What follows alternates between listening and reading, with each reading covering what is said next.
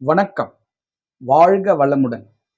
மூவிரு முகங்கள் போற்றி முகம்பொழி கருணை போற்றி ஏவரும் துதிக்க நின்ற ஈராறு தோள் போற்றி காஞ்சி மாவடு வைக்கும் செவ்வேல் மலரடி போற்றி அண்ணான் சேவலு மயிலும் போற்றி திருக்கைவேல் போற்றி போற்றி வெற்றிவேல் முருகனுக்கு அரோகரா.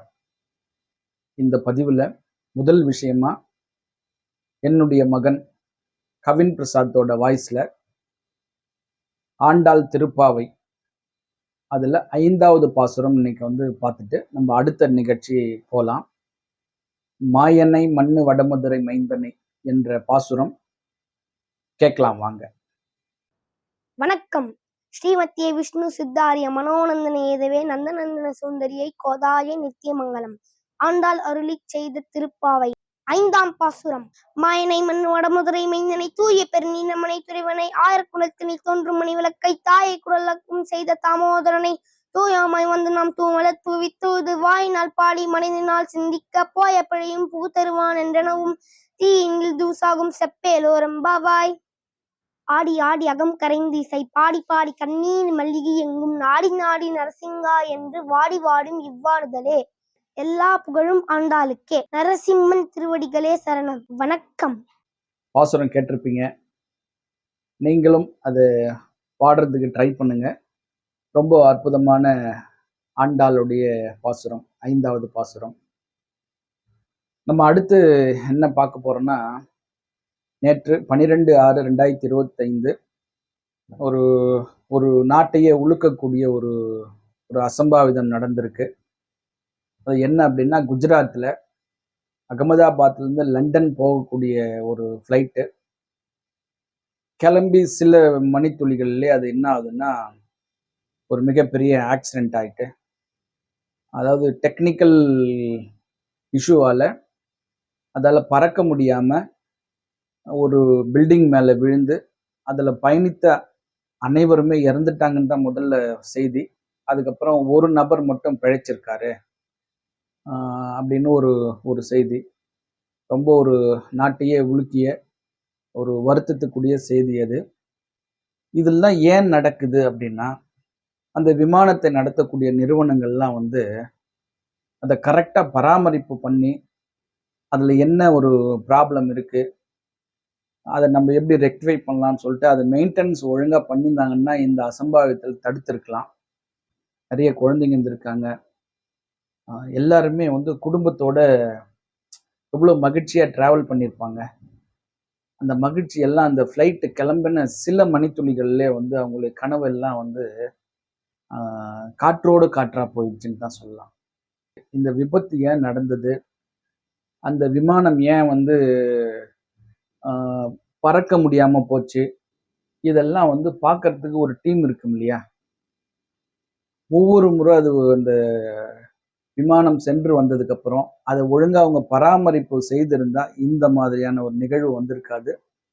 இனிமேலாவது இந்த விமானத்தை இயக்கக்கூடிய நிறுவனங்கள் ஒவ்வொரு முறையும் அதை செக் பண்ணி ப்ராப்பரா அவங்க ரன் பண்ணணும்.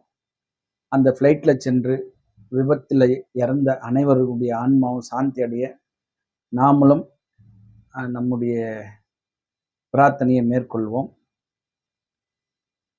ஒரு ஒரு அசம்பாவிதம், ஒரு துக்ககரமான ஒரு நிகழ்வு நினைச்சாலே நமக்கே பதறுது. அப்போ அவங்க சொந்தக்காரங்களாம் எவ்வளோ கஷ்டத்தில் இருப்பாங்க. ஸோ இதெல்லாம் தவிர்க்கப்பட வேண்டிய ஒரு நிகழ்வு. அடுத்து நம்ம என்ன ஒரு ஒரு நிகழ்ச்சின்னா, திருவண்ணாமலையில் ஆகஸ்ட் 15 ஒவ்வொரு வருடமும் அருளாளர் அருணகிரிநாதர் ஜெயந்தி விழா சிறப்பாக நடைபெற்று கொண்டிருக்கிறது. இந்த வருடம் 71வது ஆண்டாக வெகு சிறப்பாக நடக்க இருக்கிறது. அதுக்காக வேண்டி நேற்று பொதுக்குழு, அதாவது அந்த அருணகிரிநாதர் ஜெயந்தி விழா நடத்தக்கூடிய பொதுக்குழு நேற்று கூடி ஒரு சிறப்பான நிகழ்ச்சி நிரலை தயார் பண்ணியிருக்காங்க. அதில் அடியேனையும் கூப்பிட்டுருந்தாங்க. அந்த பொதுக்குழுவில் நானும் போய் கலந்துக்கிட்டேன். அந்த நிகழ்வு நேற்று திருவண்ணாமலை ஒரு மிகப்பெரிய ஒரு இடத்துல வச்சு அந்த பொதுக்குழு நடந்தது. அந்த பொதுக்குழு தலைவர் முன்னாள் அருணாச்சலேஸ்வரர் கோவிலுடைய அறங்காவலர் குழு தலைவரும் அருணகிரிநாதர் விழாக்குழு தலைவருமான திரு தனுஷ் அவர்கள் அந்த நிகழ்ச்சி நிரல்லாம் வந்து அழகா நம்ம என்னென்ன செய்யணும், அந்த 3 நாட்கள், அதாவது வழக்கமா என்ன நடக்கும் அப்படின்னா, ஆகஸ்ட் 14, 15, 16 3 நாட்கள் நடக்கும். ஆகஸ்ட் 15 அன்னைக்கு அருணகிரிநாதர் புறப்பாடு இருக்கும். அவர் வந்து மாட வீதியை சுத்தி வருவார். அந்த இசை கலைஞர்களுடைய வாத்தியத்தோட இசை முழங்க மாட வீதியை சுத்தி வருவார். இந்த வருஷம் அருணாச்சலேஸ்வரர் கோவில்ல பக்தர்கள் கூட்டம் அதிகமா இருக்கிறதுனால, அது வந்து சனி ஞாயிறுல வருது அப்படின்னு சொல்லிட்டு கோவில்ல ரெக்வஸ்ட் பண்ணி, நீங்க முன்னாடியே ஒரு நாள் வச்சுக்கோங்க அப்படின்னு சொல்லிட்டு, இந்த வருஷம் மட்டும் 13, 14, 15 ஆகஸ்ட் 13, 14, 15 இந்த 3 தேதிகள் வந்து அந்த ஜெயந்தி விழா நடக்க இருக்கிறது. இது வந்து ஒரு உலக பிரசித்தி பெற்ற ஒரு நிகழ்வு. இந்த மாதிரி அருணகிரிநாதருக்கு விழா எடுக்கிறது தமிழ்நாட்டுல வேற எங்கேயுமே பார்க்க முடியாது. தமிழ்நாட்டுல மட்டும் இல்ல, இந்த மாதிரி அருணகிரிநாதருக்கு விழா எடுப்பது இந்த உலக அளவுல வேற எங்கேயுமே நம்ம பார்க்க முடியாது. ஸோ அந்த அளவு ஒரு பிரசித்தி பெற்ற ஒரு ஜெயந்தி விழாவாக திருவண்ணாமலையில் நிகழ்ந்து கொண்டிருக்கிறது. இந்த வருடம் 71வது ஆண்டு வெகு விமரிசையாக நடக்க இருக்கிறது. அதுல வந்து அது ஒரு ஞான வேள்வி. முடிஞ்சவங்க அந்த 3 நாட்களும் வந்து நீங்க தங்கி அந்த நிகழ்ச்சியெல்லாம் கண்டுகளிங்க. முடியாதவங்க ஒரு நாளாவது வந்து கலந்துக்கோங்க. நிச்சயமா உங்களுடைய வாழ்க்கையில ஒரு மிகப்பெரிய மாற்றம் இருக்கும். இன்னொன்னு, நான் வந்து அந்த அருணகிரிநாதர் விழா குழுல நானும் ஒரு புரவலர் ஆகணும் அப்படின்னு நீங்க ஆசைப்பட்டீங்கன்னா எனக்கு தெரியப்படுத்துங்க. அந்த நிகழ்ச்சி நடக்கும்போதே அந்த நிகழ்ச்சியில மேடையில ஏற்றி உங்களை புரவலரா ஜாயின் பண்ண வச்சிடலாம். வாய்ப்பு இருக்கிறவங்க பயன்படுத்திக்கோங்க. எப்போதும் போல அருணகிரிநாதர் ஜெயந்தி விழா இந்த ஆண்டும் 71வது ஆண்டு வெகு சிறப்பாக நடக்க எல்லாம் வல்ல அந்த முருகப்பெருமானை எல்லோரும் வேண்டிக் கொள்வோம். அடுத்து என்னன்னா, ஒரு வாஸ்து தகவலை பார்ப்போம். ஒரு நாட்டையே உழுக்கக்கூடிய ஒரு நிகழ்வு நடந்திருக்கு. அதாவது அந்த ஏர்கிராப்ட் சம்பவம் எல்லாருக்குமே ஒரு மிகப்பெரிய ஒரு மன வருத்தத்தை கொடுத்திருக்கிறது, மன சோகத்தை கொடுத்திருக்குது. இதெல்லாம் இந்த மாதிரியான நிகழ்வு நடக்காம இருக்கணும்னா வாஸ்துல நீங்க என்ன சொல்றீங்க அப்படின்னு கேட்கக்கூடியவர்களுக்கு இந்த பதில் வந்து ரொம்ப சிறப்பான பதிலா இருக்கும்னு நினைக்கிறேன் நான். காரணம் என்னன்னா, அதாவது விமானம் எங்க பறக்கும்? ஆகாயத்துல பறக்கும். அது காற்று தான் அது வந்து மெயினான விஷயமே. அது காற்றை தள்ளிக்கிட்டு தான் அந்த விமானம் பறந்து போகுது.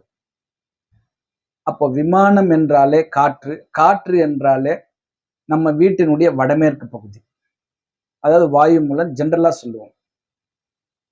அப்ப வடமேற்கு பகுதி தவறு இருந்தா இந்த மாதிரியான நிகழ்வுகள்லாம் நடக்குமா அப்படின்னா 50% வடமேற்கு பகுதி தவறு இருந்தா நடக்கும். இப்ப இன்னொரு 50% எந்த பக்கம் பார்க்கணும் அப்படின்னும் போது வடகிழக்கு பகுதியை நம்ம பார்க்கணும். இந்த வடகிழக்கு பகுதியும் வடமேற்கு பகுதியும் பாதிப்பு இருக்கும் பட்சத்துல இந்த மாதிரியான ஒரு மிகப்பெரிய சோகங்கள்லாம் நடக்குது. அதாவது ஒரே குடும்பத்துல நீங்க பார்க்கலாம், நிறைய கார் ஆக்சிடென்ட் நடக்கும், ட்ரெயின் ஆக்சிடென்ட் நடக்கும். அதுலலாம் பாத்தீங்கன்னா ஒரே குடும்பத்தை சேர்ந்த 4 பேர் 5 பேர் அந்த ஆக்சிடென்ட்ல வந்து உயிரிழந்தார்கள்னு சொல்லிட்டு செய்தியெல்லாம் படிச்சிருக்கோம். இதுக்கெல்லாம் காரணம் என்னன்னு பாத்தீங்கன்னா, அவங்க வீட்டோட வடகிழக்கும் வடமேற்கும் பாதிப்பு இருக்கும்போது இந்த மாதிரியான ஒரு ஒரு மிகப்பெரிய அசம்பாவிதம் நடக்குது. அதாவது நீங்க கேட்கலாம், என்ன நீங்க வந்து இப்படிலாம் சொல்றீங்க? அப்போ அந்த ஃப்ளைட்ல வந்து 242 பேர் போனாங்க. அது இல்லாம அதுல வேலை பார்க்குறவங்கலாம் போனாங்க. அவங்க எல்லாருக்குமே இந்த பாதிப்பு இருக்குமா அப்படின்னு நீங்க கேட்கலாம். நிச்சயமாக இருக்கும். ஒத்தது ஒத்ததை ஈர்க்கும். அதனுடைய அடிப்படையில பார்க்கும்போது, அதாவது எல்லாருக்குமே வந்து ஒரே பிரச்சனை இருக்குமான்னா அதுதான் அங்க இல்ல.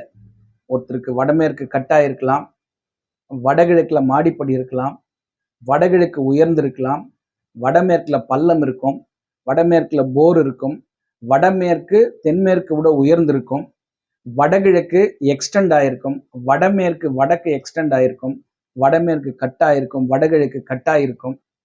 நிச்சயமா வடகிழக்குல வெயிட் சம்பந்தப்பட்டது இருக்கும். ஸோ இந்த மாதிரி வடமேற்குல வடக்கு தெருக்குத்து இருக்கும், தெரு பார்வை இருக்கும். இந்த மாதிரியான ஒரு நிகழ்வு அந்த சம்பவத்துல யாரெல்லாம் இருந்தாங்களோ, அன்னைக்கு அந்த விமான பயணத்துல யாரெல்லாம் இருந்தாங்களோ, அவங்க வீடுகள்லாம் பார்த்தீங்கன்னா, நிச்சயமா இந்த மாதிரியான ஒரு பாதிப்பு இருக்கும். ஸோ இதனால தான் நம்ம சொல்லிட்டு இருக்கோம். நீங்க வீட்ட கட்டும்போது நீங்க எவ்வளோ லட்சமா செலவு பண்றீங்க. கட்டுறதுக்கு முன்னாடியே ஒரு நல்ல ஆள கூப்பிட்டு, அவங்க என்ன பணம் கேட்கறாங்களோ அத தூக்கி போட்டுட்டு, எனக்கு நல்ல பிளான குடுங்க. இந்த இடம் வீடு கட்டலாமான்னு சொல்லிட்டு ஒரு ஒப்பீனியன் வாங்குங்க. அதுக்கப்புறம் எப்படி கட்டணும்னு சொல்லிட்டு ஒரு பிளான போட்டு, அவங்களே பிளான் போட சொல்லுங்க. இல்லையா நீங்க பிளான் போட்டு குடுங்க. அவங்க அத வந்து சரி பண்ணி குடுப்பாங்க. அதுக்கப்புறம் நீங்க வந்து ஸ்டெப் பை ஸ்டெப்பா வீட்ட கட்டுங்க. நிச்சயமா அந்த வீட்ல வாழக்கூடியவர்கள் நல்ல வாழ்க்கையை வாழ்வார்கள். இப்ப இந்த சம்பவத்தெல்லாம் பார்க்கும்போது ரொம்ப மனசு வலிக்குது. அப்ப நீங்க கேட்கலாம், வாஸ்துப்படி வீடு கட்டிட்டா இந்த மாரி ஆக்சிடென்ட்லாம் ஃபேஸ் பண்ண மாட்டீங்களான்னு? ஒரு அற்புதமான கேள்வி அது. ஏன்னா, அவ்ளோ பெரிய ஆக்சிடென்ட்ல ஒரு நபர் மட்டும் பிழைச்சிருக்காரு. இன்னொன்னு, கடைசி நேரத்துல அந்த விமானத்த விட்ட ஒரு பெண்மணி இருக்காங்க. மிஸ் பண்ணவங்க. அவங்க வந்த டைம் வந்து மிஸ் ஆயிடுச்சுன்னு சொல்லிட்டு.